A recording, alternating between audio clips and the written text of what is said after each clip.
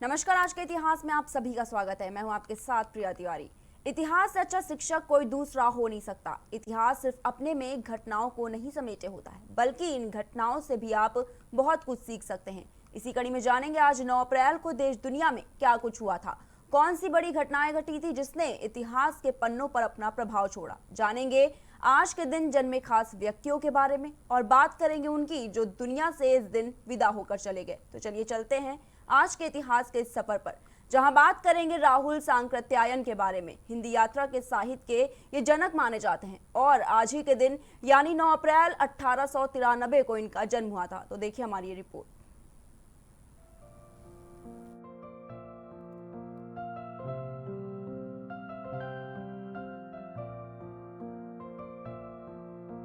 महापंडित राहुल सांकृत्यायन को हिंदी यात्रा साहित्य का जनक माना जाता है। वे एक प्रतिष्ठित बहुभाषाविद थे और वे 20वीं सदी के पूर्वार्ध में उन्होंने यात्रा वृत्तांत तथा विश्व दर्शन के क्षेत्र में साहित्यिक योगदान किए।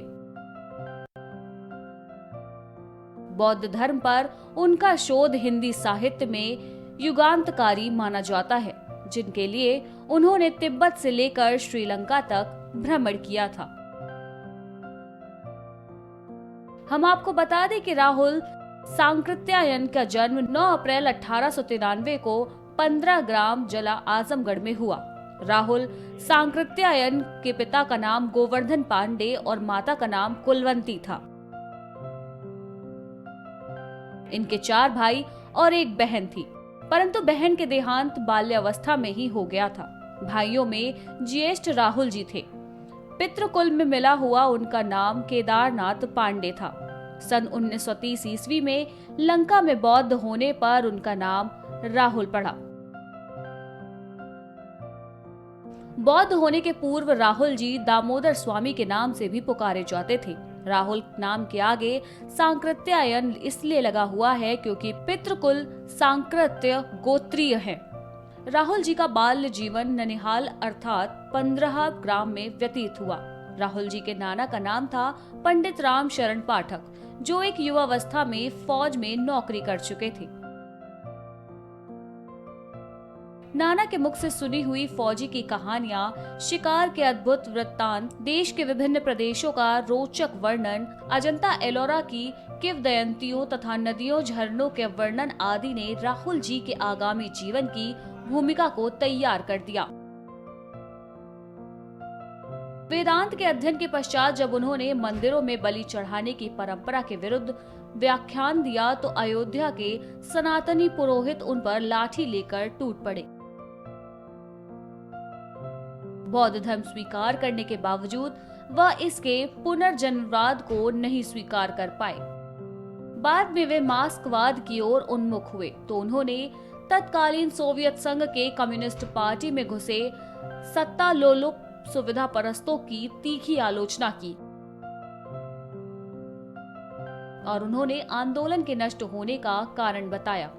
सन 1947 में अखिल भारतीय साहित्य सम्मेलन के अध्यक्ष के रूप में उन्होंने पहले से छपे भाषण को बोलने से मना कर दिया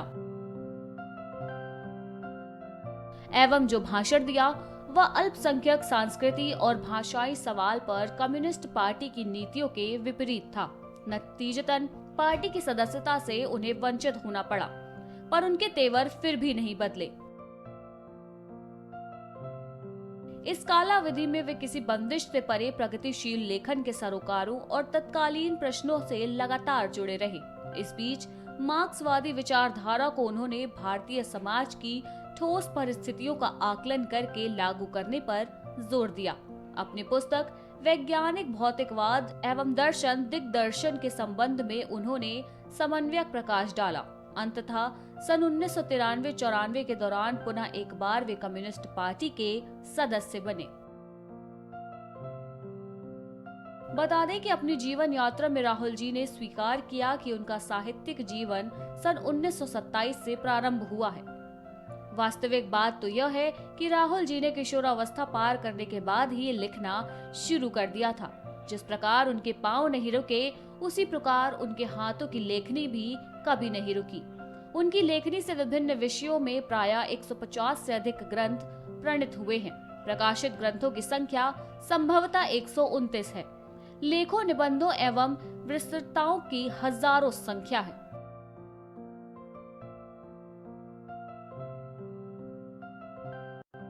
इसी के साथ महापंडित राहुल सांकृत्यायन को सन 1958 में साहित्य अकादमी पुरस्कार और सन 1963 भारत सरकार द्वारा पद्म भूषण से भी सम्मानित किया गया। राहुल सांकृत्यायन को अपने जीवन के अंतिम दिनों में स्मृति लोप जैसी अवस्था से गुजरना पड़ा और इलाज हेतु उन्हें मॉस्को ले जाया गया। मार्च 1963 में वह पुनः मॉस्को से दिल्ली आ गए और 14 अप्रैल 1963 को 70 वर्ष की आयु में संन्यास से सामान्यवाद तक उनका सफर पूरा हो गया।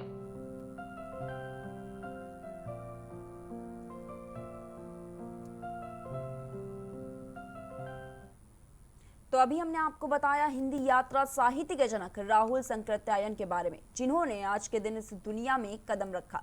आगे के इतिहास में हम आपको बताएंगे दुर्गाबाई देशमुख के बारे में, जिनका निधन आज ही के दिन यानी 9 अप्रैल 1981 को हुआ। तो आइए जानते हैं इनके बारे में कुछ रोचक बातें।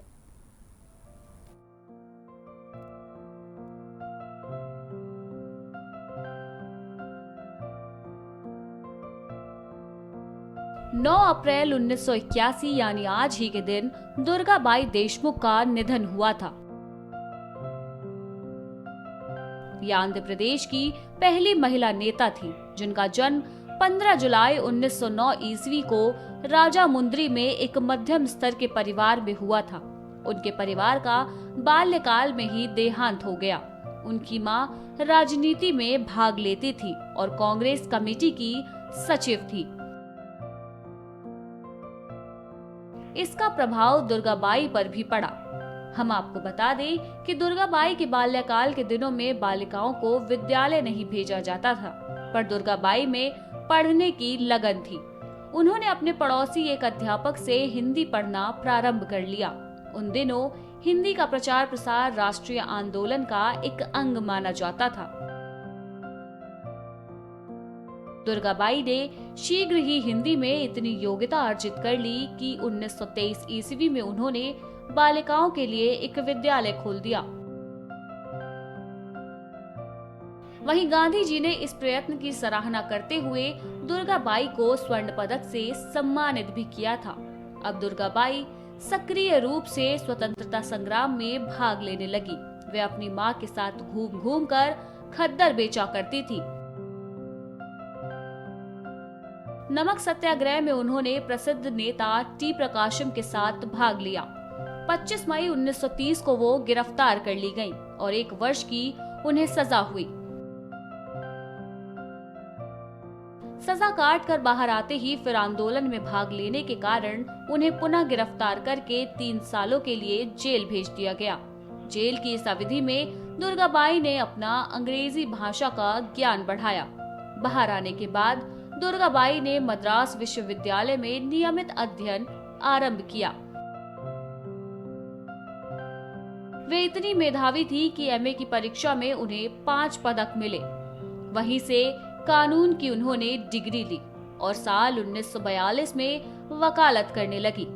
कत्ल के मुकदमे में बहस करने वाली वे पहली महिला वकील बनी। आपको बता दें कि दुर्गाबाई 1946 में लोकसभा और संविधान परिषद की सदस्य चुनी गई। उन्होंने अनेक समितियों में महत्वपूर्ण योगदान दिया। 1952 में दुर्गाबाई ने सीडी देशमुख के साथ विवाह कर लिया।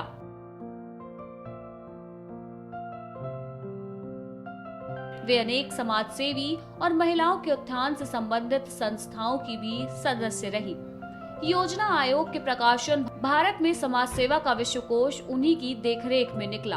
1953 में दुर्गाबाई देशमुख ने केंद्रीय सोशल वेलफेयर बोर्ड की स्थापना की और उसकी अध्यक्ष चुनी गईं। वे जीवन भर समाज सेवा के कार्यों से जुड़ी रही। इन्हीं के साथ 9 अप्रैल 1981 को दुर्गाबाई देशमुख का निधन हो गया।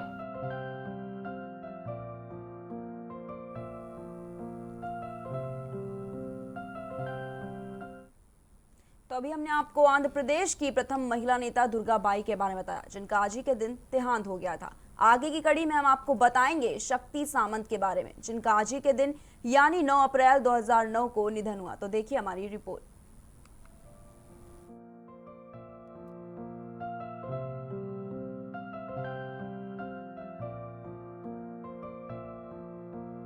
नौ अप्रैल 2009 यानी आज ही के दिन शक्ति सामंत का निधन हुआ।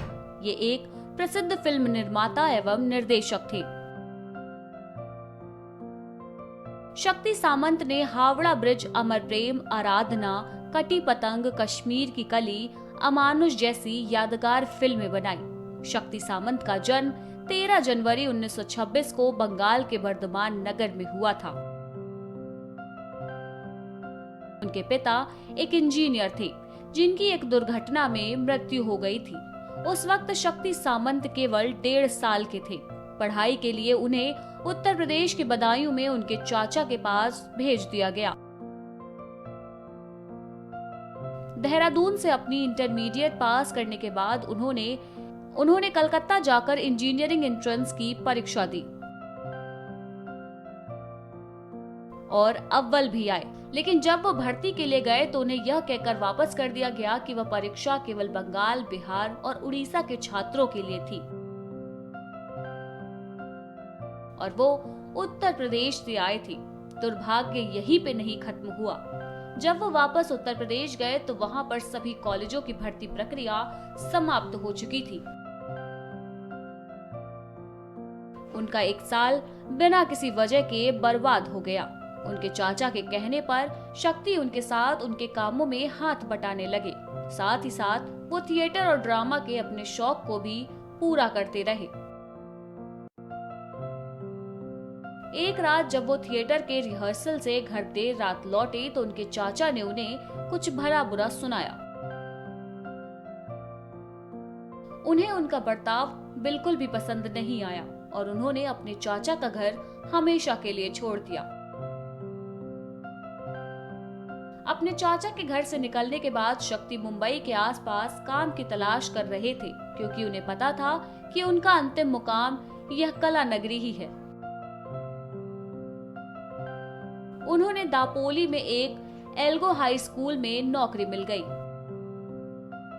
यहां से मुंबई स्टीमर से 1 घंटे में पहुंचा जा सकता था। उस स्कूल के छात्र ज्यादातर अफ्रीकन मुस्लिम थे और 23-24 साल की आयु के थे, जबकि वे खुद 21 साल के थे। शक्ति ने देखा कि स्कूल के छात्रों की चंद्रमुखी विकास के लिए साजो सामान का बड़ा अभाव है। उन्होंने स्कूल के प्रधानाचार्य से इस बात का जिक्र किया और छात्रों के लिए खेलकूद की कई चीजें खरीदवाई। छात्र शक्ति के इस अंदाज से मुखातिब हुए और उनके अच्छे दोस्त बन गए। अपने चाचा के साथ काम करते हुए शक्ति को महीने के 3000 रुपए मिलते थे, जबकि यहाँ उन्हें केवल 130 रुपए मिलते थे। उनमें से वह 30 रुपए खर्च करते और 100 रुपए बचा लेते। फिल्म जगत में कुछ करने की उनकी दिली तमन्ना उन्हें हर शुक्रवार मुंबई खींच लाती थी। शुक्रवार शाम को वो स्टीमर से मुंबई जाते, वहां पर काम ढूंढते और फिर सोमवार की सुबह वापस आ जाते। वो कई फिल्म निर्माताओं से मिले, लेकिन वह राजनीतिक हलचल का समय था। देश के बंटवारे के बाद बहुत सारे कलाकार पाकिस्तान चले गए थे। फिल्म इंडस्ट्री के लिए बुरा वक्त चल रहा था। शक्ति अंत में जाकर दादा मुनि अशोक कुमार से मिले, जो उनके पसंदीदा अभिनेता भी थे और जो उन दिनों बॉम्बे टॉकीज से जुड़े हुए थे। दादा मुनि ने उन्हें इस शर्त पर सहायक निर्देशक के तौर पर बॉम्बे टॉकीज में रख लिया कि उन्हें कोई तनख्वाह नहीं मिलेगी, सिवाय दोपहर के खाने और चाय के, और शक्ति राजी हो गए। उत्तर प्रदेश में रहने के कारण उनकी हिंदी काफी अच्छी थी, इसलिए वहां पर फड़ी मजुमदार के बांग्ला में लिखित चीजों को वो हिंदी में अनुवाद किया करते। इसी काम के लिए उन्हें पैसे जरूर दिए जाते। कुछ दिनों बाद शक्ति ने अशोक कुमार से अपने दिल की बात कही कि वो मुंबई दरअसल अभिनेता बनने आए हैं, पर उनकी प्रतिभा और व्यक्तित्व को समझकर दादा मुनि ने उनसे अभिनय में नहीं बल्कि फिल्म निर्माण के तकनीकी क्षेत्र में हाथ आजमाने को कहा। शक्ति सामंत के दिल में अभिनय की चाहत शुरू से ही थी। वो फिल्मों में छोटे मोटे रोल निभाकर इस शौक को पूरा करते थे। उनके अनुसार उन्हें हर फिल्म में पुलिस इंस्पेक्टर का रोल दे दिया जाता था और एक ही संवाद हर फिल्म में उन्हें कहना पड़ता कि फॉलो कार नंबर फलाना, इंस्पेक्टर फलाना स्पीकिंग। फिल्मी जगत से जुड़े रहने की वजह से कई बड़ी फिल्मी हस्तियों से उनकी जान पहचान बढ़ी। शक्ति सामंत को 3 बार सर्वश्रेष्ठ फिल्म बनाने के लिए फिल्म फेयर पुरस्कार से भी सम्मानित किया गया। अपनी कला और प्रतिभा के जरिए फिल्मी जगत में पहचान बनाने वाले सुप्रसिद्ध निर्माता और निर्देशक शक्ति सामंत 9 अप्रैल 2009 को मुंबई में 83 वर्ष की आयु में उन्होंने इस दुनिया को अलविदा कहकर अपनी अनंत यात्रा पर चले गए।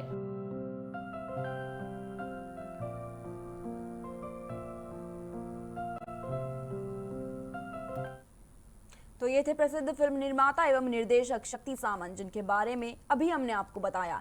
ऐसे ही हर रोज के इतिहास से रूबरू कराते रहेंगे हम आपको। तब तक के लिए बने रहिए हमारे साथ और देखते रहिए प्राइम टीवी।